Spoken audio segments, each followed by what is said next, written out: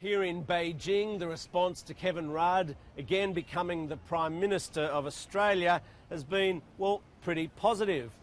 You know, he's always been popular amongst ordinary people, the laobaixing as they're called in China. If you were to get into a cab and say you're Australian, they'll mention, oh, Lù Kèwén, that's his Chinese name, Lù Kèwén, you know Lù Kèwén. So him becoming Prime Minister again, well, I think ordinary folk here think it's probably quite a good thing. Of course, it's not to do with policy, it's just that he speaks Chinese, he's got a profile, he's been on television regularly here, so it is somewhat to be expected.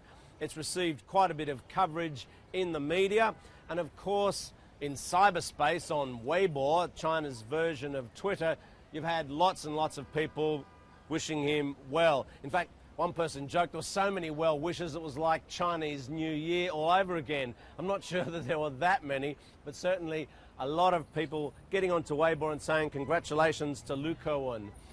As for the Chinese government, last time Kevin Rudd was Prime Minister of Australia, it was a sort of pretty rocky period for China-Australia relations. Of course, that had a lot to do with the events that were taking place around that time.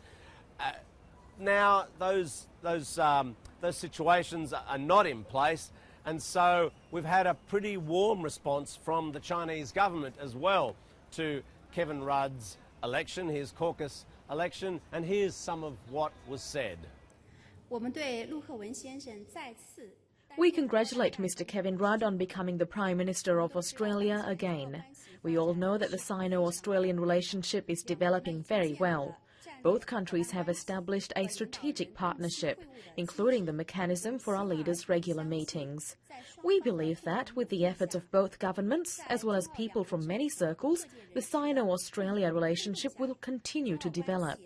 This suits the common interests of both the Chinese and Australian people. And certainly a lot of work has been done lately to improve China-Australia relations, especially this new annual dialogue that will be taking place. And that, no matter who wins the next election, will still be happening, this annual series of meetings.